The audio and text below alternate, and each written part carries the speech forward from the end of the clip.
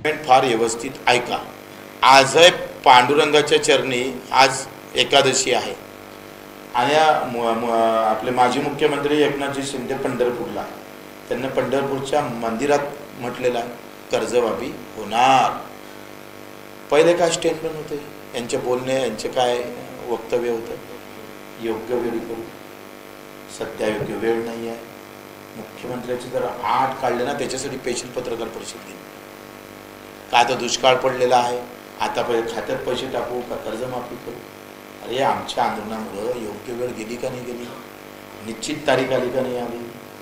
जो घमसाम आम्ही केला 3-4 घंटे, जे आमच्या नेते मंडळीनं तिथं आंदोलन चर्चा केली, अजितदादा असेल, नवले, तुमचे राजूजी शेट्टी असेल, वामनराव चटप असेल, एवढा हुशार मानून वामनराव चटप, त्यालाही आरोप लावते मॅनेज झालं। कुणावर आहे?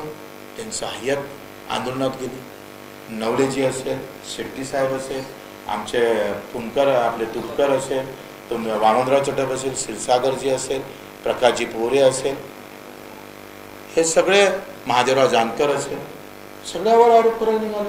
म्हणजे तिथून घरी बसून आरोप करणं सोपं आहे, पण आता आपली काय आता कसरत काय माहिती आहे का?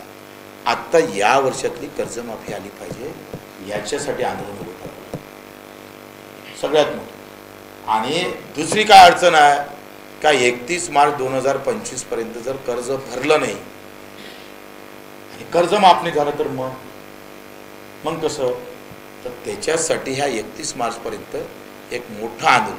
आत्ता आपण घोषणेसाठी आपला एक टप्पा झाला, पहिले आपण उपोषणाला बसलोय, समिती आली, समितीचा आता लेनदेनच राहिलं नाही खरी गोष्ट तर, समितीचा विषय संपलेला आहे, कारण तुम्ही जाहीरच केली आहे, तुम्ही कर्जमाफी जाहीर केली।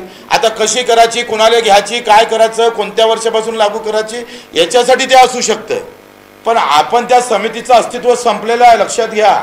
का संपलेलं आहे? कारण 31 जून 2025च्या पूर्वी 26च्या पूर्वी आम्ही कर्जमाफी करणार आहोत। म्हणजे कर्जमाफीची घोषणा झाली का नाही झाली? याला कर्जमाफीची घोषणा म्हणणार नाही का तुम्ही? घोषणाच करून टाकली आपण। आंदोलनाच्या कमी वेळामध्ये, कमी ताकदीमध्ये सरकारला आपण घोषणा करायला भाग पडलेलं आहे। आता त्याच्यात कोण कोण यातलं आलं पाहिजे, त्याचे आमचे यावर्षीचा कर्जदार कसा आला पाहिजे, किंवा ते थकीत कर्ज त्याला आता काय, आता एक दुसरा एक मी RBIचं सर्क्युलर आणलं। RBIचं काय म्हणतंय, RBI हे म्हणतं